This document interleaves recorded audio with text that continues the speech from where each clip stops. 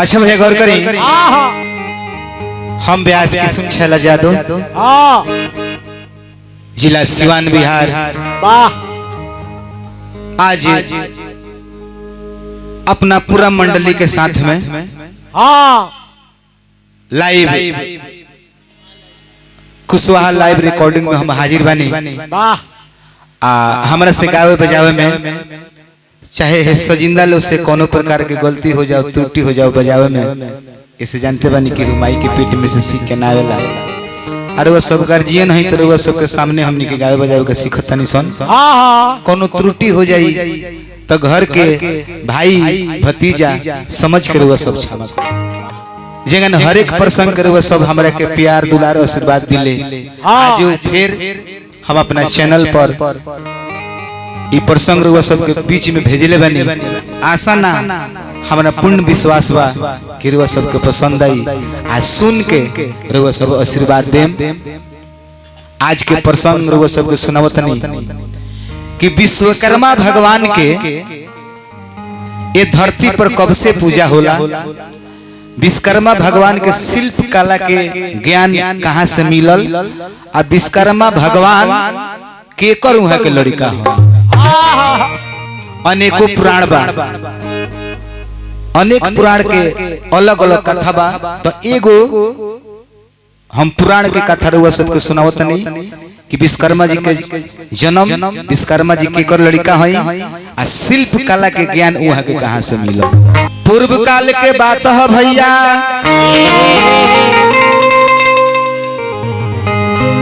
सुनी लगा के ध्यान, कैसे मिलल शिल्प कला के विश्वकर्मा जी के ज्ञान। विश्वकर्मा जी के जन्म के अरे जब आइल समैया, अरे प्रजापति तो आस्था के घरे बाजे लागल बधैया।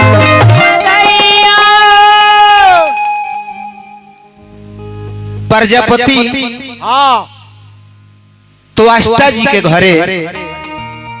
विश्वकर्मा भगवान के जन्म भइल। विश्वकर्मा भगवान के जब जन्म त्वष्टा जी के घरे हो गई तो अब त्वष्टा जी के घरे सोहर मंगल झूमर होखे लागल। आ सोहर के बाद देखी विश्वकर्मा जी के शिल्प कला के ज्ञान कहाँ से मिलता। विश्वकर्मा जी के जन्म के खुशी में सोहर होता है बाबू। त्वष्टा के घरे विश्वकर्मा जी अरे लिहनी जनमवान हो। ए लालना बाजेला बजाना वायांगनावा तो खुश सब कर मनावान हो।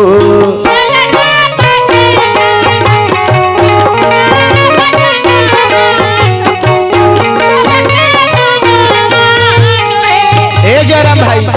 ऋषि बाबू, धर्मेंद्र बाबू, त्वष्टा के घरे खुशी के ठीक नहीं खे विश्वकर्मा जी के जन्म भइल बा। ए लालना बजेला बजाना वायांगना वा तो खुश सबके मनावान हो।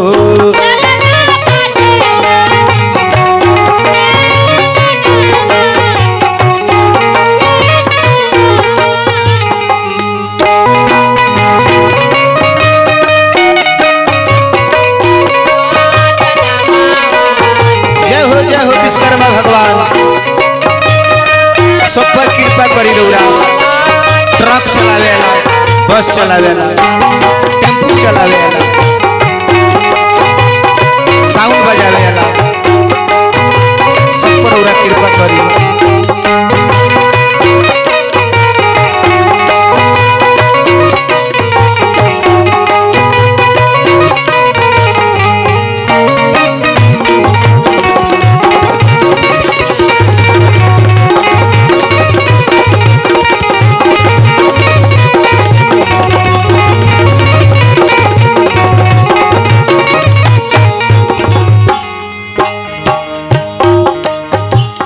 तो अष्टा लुटावस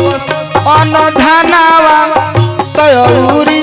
खजनावा हो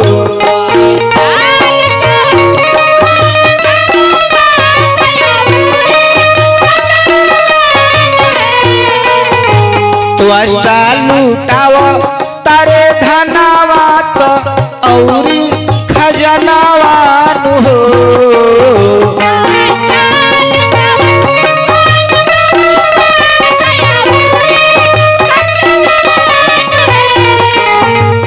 ए ललना छैला जादू गाव तारे गानावा तो खुश सबके मनवा हो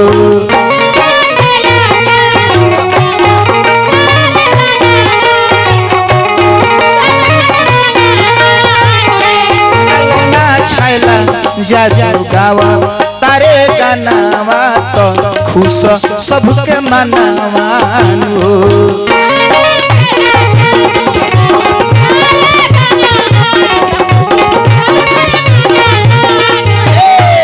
तो अष्टा जी के घरे विश्वकर्मा भगवान के जन्म भइल आ उहे विश्वकर्मा भगवान ए जयराम भाई विश्वकर्मा भगवान धीरे धीरे सियान होखे लगले सियान होखे लगले गीत के भाव बा अरे बाबा विश्वकर्मा से आन हो लगनी बाबा विश्वकर्मा से आन हो लगनी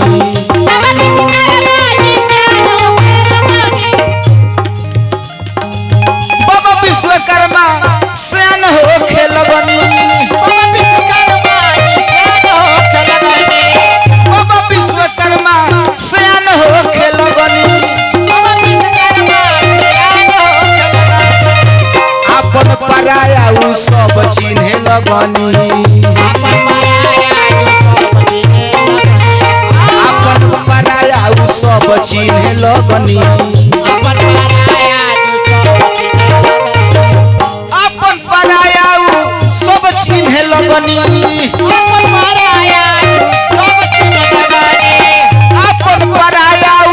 सब चिन्हे लगनी गुरुजी के आश्रम में पढ़े लगनी गुरुजी के आश्रम में पढ़े लगनी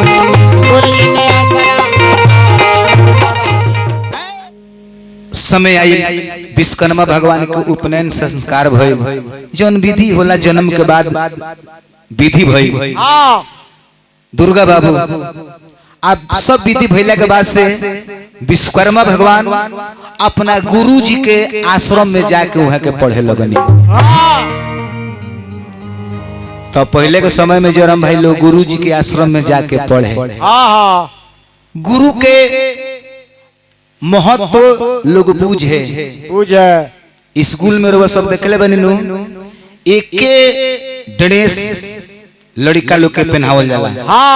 लड़का होकस तब अच्छा है लड़की होकस तब जानते नहीं का है ई गरीबी के भेदभाव हटावल जाला ई ना कि जयराम हमर सारे हम त 1500 के जामा पहनिए ना हम 300 के जामा पहने ना ई सब ओय में हटा दिहल जाला हटा दिया जाला लाले गंजी पहनले बड़े गुरु के आश्रम में कोनो भेदभाव ना रहेला ना बड़ के ना छोट के कुछ हो के इहे स्कूल में होला इहे डॉक्टर के लगे होला इहे मास्टर साहब के लगे होला मास्टर साहब ई ना देखे कि लड़का गरीब बा कि अमीर बा ई माने चीज ई गुरु के लगे रहेला विश्वकर्मा भगवान अपना गुरु जी के आश्रम में पढ़े लगनी धीरे धीरे धीरे धीरे समय बीतल एक दिन बरसात के समय आ गई बरखा बरसे लागल ना बरखा बरसे लागल तभी है गुरु जी कहता रहे तो गुरु कहनी सुन चेला हो बरसा के बहुत झमेला हो गुरुजी कहनी कि ए बाबू विश्वकर्मा ए अपने घरे जाता रहो तो जान तरह से हम का मांगत नहीं। विश्वकर्मा भगवान कहने की का मांगत नहीं बोली तो गुरु जी कहतनी तो गुरु कहनी सुनो चेला हो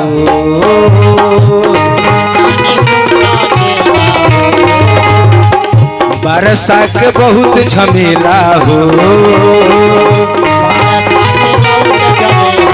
ए विश्वकर्मा बाबू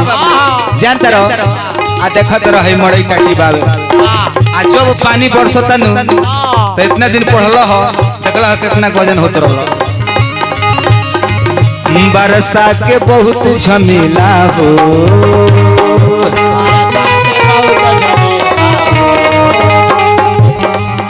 मांगता नीलाइयो दीत हो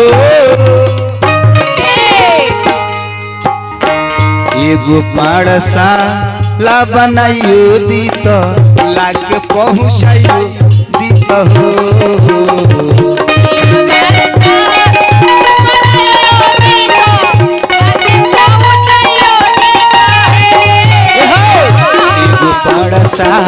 ला बनाइयो दीत लाके पहुँचाइयो दीत हो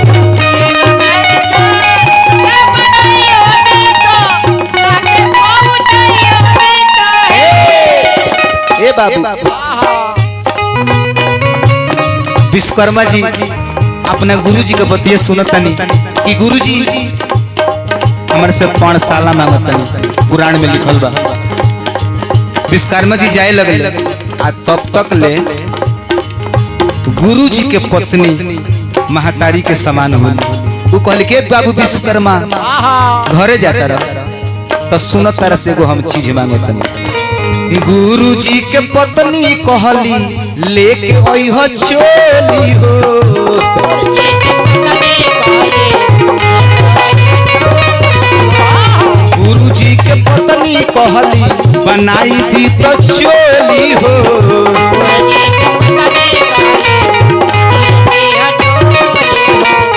गुरु जी के पत्नी कहली कि जब जाता रह एगो खूब सुंदर हमरा के चोली बना के ले कहियो ध्यान देकर और सब सुनब कि विश्वकर्मा भगवान के शिल्प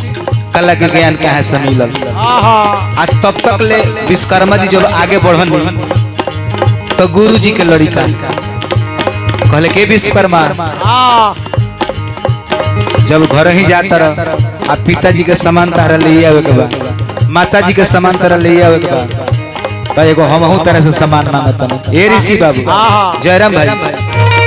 खराऊ बनावे के सुनले गुरु पुत्र के बोली हो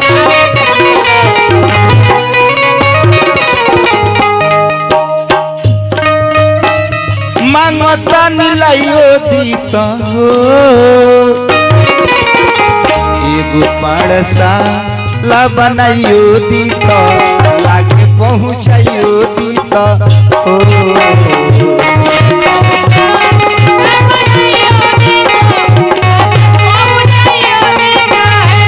एगो पारसा ला बनाइयो दीत लाके पहुँचाइयो दीत हो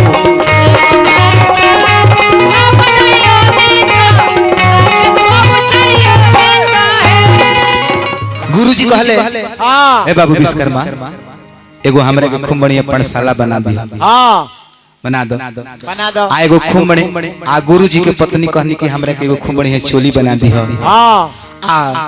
गुरु पुत्र कहले कि विश्वकर्मा एगो हमरे के खराऊ बना दो आ तब तक ले कुटिया में से निकलो तनी के तो ओ गुरु जी के एगो छोट लड़की रहली उवली तो कहली कि ए विश्वकर्मा भैया जब जाते बाड़ा हमरा के खिलौना ले लई हो हाथी के दांत वाला और कहली कि माने खिलौना में जौन जौन कुली सामान होला कान में के कनफूल ले लई हो तीनों आदमी के बतिया सुन के अब विश्वकर्मा भगवान के डेग अब कोस के आगे नहीं खे बढ़ ना काहे कि जौन चीज तू जानते नहीं खो आ केहू तरह से मांग दियो तो सोचेला बात बा कि ना बाना आ उहो गुरु के बात बा। गुरु के बारे में बहुत कुछ बात लिखल बा। गुरु निंदा करे नर जोई, हानि छोड़ लाभ न होई। ये धरती पर जे इंसान जे गुरु अपना चेला के अनादर कइले बा, वो आज भी दर दर के ठोकर खाता। इतिहास गवाह बा। केहू जे चेला होखे आ भरल सभा में कह देबे हम तो अपने गुरुजी के कोनो बात ना मानिले आ सबका सैगल बनी होइए नहीं के सकल। गुरु के अनादर कइल भगवान के अनादर कइल एक बराबर होला। गुरु आन्हर होखस तब, लंगड़ होखस तब, आपन गुरु अपने खोले। आ गुरु कबो ना चाहेला कि हमार चेला खराब हो जाए। भले एक गुरु को 20 को चेला बड़े तो का हो, लेकिन सब चेला पर गुरु के आशीर्वाद हमेशा बन रहेला। ई विश्वास रहेला कि हई तनी लइकवा कम जनता हमरे विश्वास बा कि करे पढ़ाओ तनी लिखाओ तनी ई बाद में चल के गुरु से बेसी जान जाए। विश्वकर्मा जी फेर में पड़ गई नहीं कि सब तो हम साकार रहनी, लेकिन हम देम कहां से? कैसे के बाची इज्जतिया विश्वकर्मा जी करे विचार।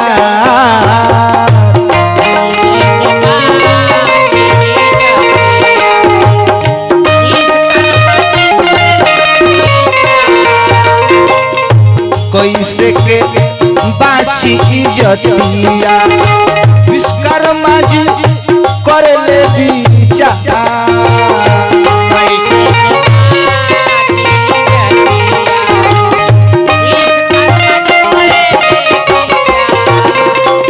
सोचे तारे कि कहाँ जाई, कौन ऐसा उपाय करी कि अपने गुरु जी के कहल हम पूरा करी। गुरु के कहल ना करम तो भारी परी पाप हो।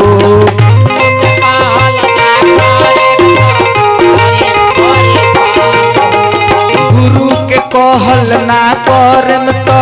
भारी परी पाप हो।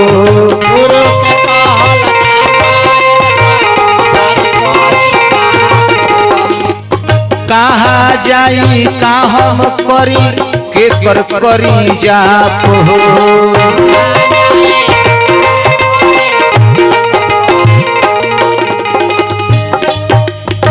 लिखल मैनेजर गाना, लिखल मैनेजर लाल गाना, जिनी कर जिगी नामा का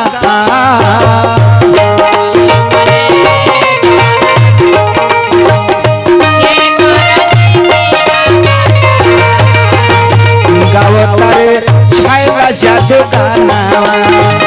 जिनकर सिवान हम काका।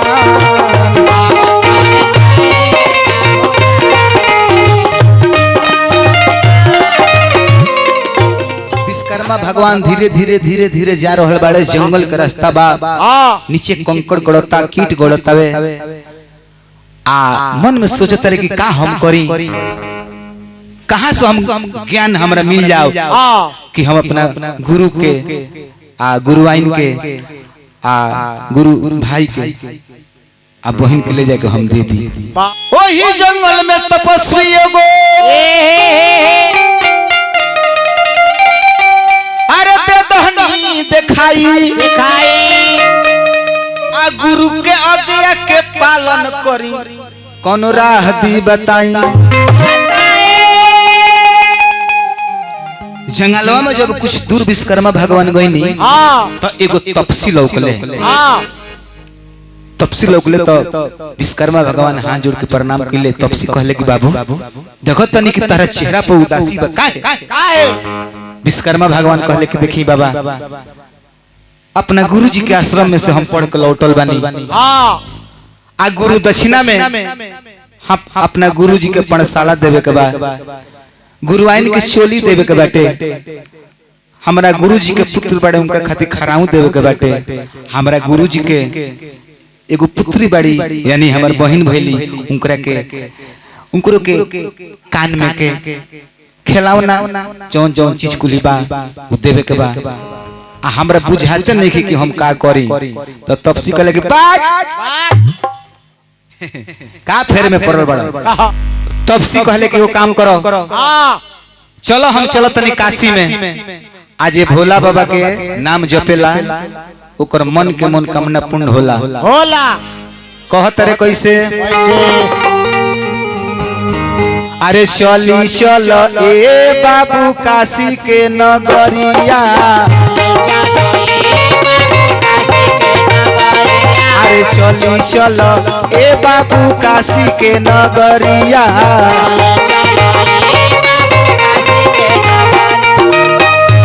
उहाँ शिव स्थान तू तो धरी हो जाके ध्यान उहाँ शिव स्थान जाके धरी हो तू ध्यान बात माननु हो चली चल बाबू तू तो काशी नगरिया चल चल बाबू तू तो काशी नगरिया तपसी का कोइले कि काशी नगरी में लिया कोइले धर्मेंद्र बाबू ऋषि बाबू ए जयराम भाई हां बोला हो ललन भाई हां आ ओई संतर ध्यान हो गइले आ तब विश्वकर्मा भगवान का कोइले कि एगो शंकर जी के लिंग बना के आ आंख मुंद के आ भोला बाबा के ध्यान धल हले तब देखी का होता तब विश्वकर्मा ध्यान लगवले अरे बम भोला भंडारी के आकाशी के माझारी में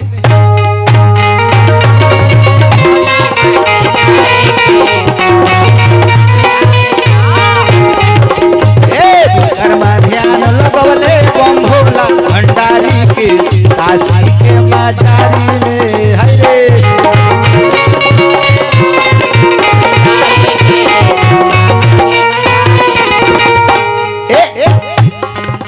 विश्वकर्मा भगवान शंकर जी के ध्यान लगा के बैठल रहे 3 बरिस ले शंकर जी के ध्यान लगौला ही रह गए 3 बरिस पूजा कइले तब भोला धावल हवा ओइले 3 बरिस पूजा कइले भोला बाबा धावल ओइले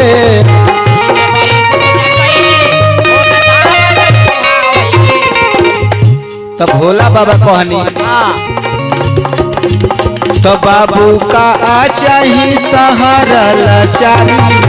बम भोला भंडारी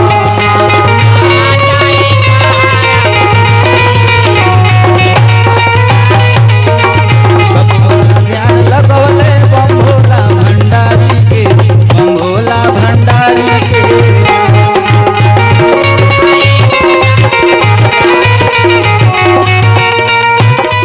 भगवान प्रगट हो गई आ कहनी की बाबू ए विश्वकर्मा बोला बोला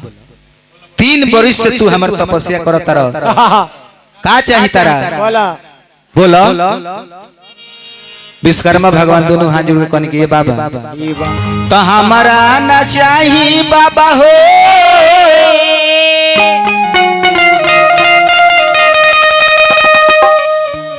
अरे ono धन खजाना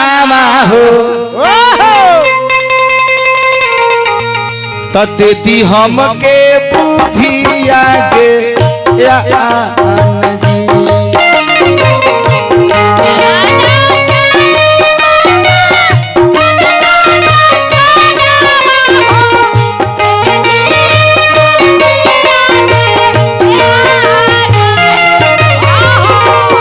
हमरा ना चाही बाबा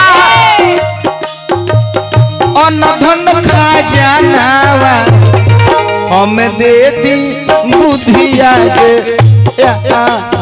जी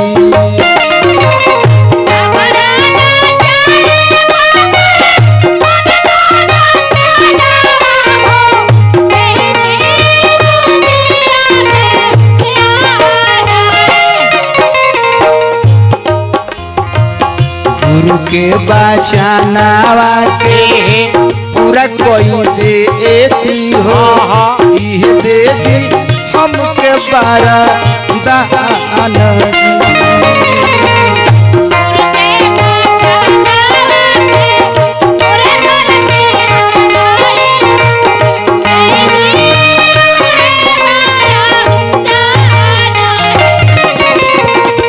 गुरु के बचानावा के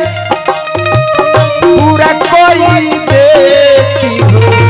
ये देती हमें बारा दान जी